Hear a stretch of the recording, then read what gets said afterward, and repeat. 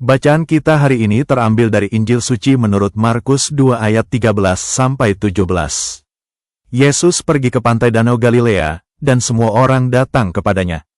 Yesus lalu mengajar mereka. Kemudian ketika meninggalkan tempat itu, ia melihat Lewi anak Alfeus duduk di rumah cukai. Yesus berkata kepadanya, "Ikutlah aku." Maka berdirilah Lewi, lalu mengikuti Yesus. Kemudian, ketika Yesus makan di rumah Lewi, banyak pemungut cukai dan orang berdosa makan bersama dengan dia dan murid-muridnya, sebab banyak orang yang mengikuti dia. Waktu ahli-ahli Taurat dari golongan Farisi melihat bahwa Yesus makan bersama dengan pemungut cukai dan orang berdosa, berkatalah mereka kepada murid-muridnya, "Mengapa gurumu makan bersama dengan pemungut cukai dan orang berdosa?"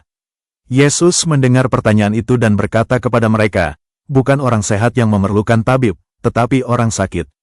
Aku datang bukan untuk memanggil orang benar, melainkan orang berdosa."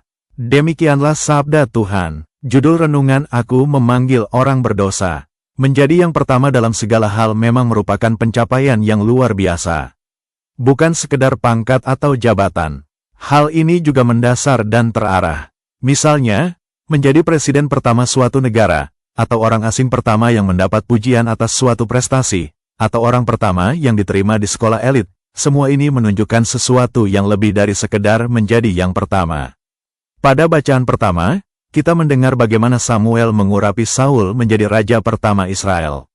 Apapun landasan dan arahan yang ia tetapkan dalam kedudukannya sebagai raja, baik atau buruk, ia akan selalu dikenang sebagai raja pertama Israel. Namun setiap kali kita berbicara tentang pertama, kita cenderung memikirkan mereka yang menjadi pusat perhatian, kaum elit, dan mereka yang menjadi berita utama. Namun siapakah pengikut Yesus yang pertama?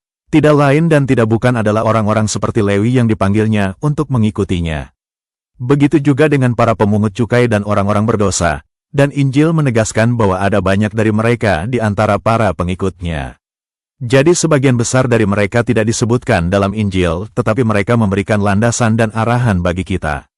Kita tidak harus menjadi orang yang sukses untuk mengikuti Yesus. Kita hanya perlu mengakui bahwa kita adalah orang berdosa. Lagi pula Yesus tidak datang untuk memanggil orang-orang saleh, melainkan orang-orang berdosa. Amin. Tuhan memberkati.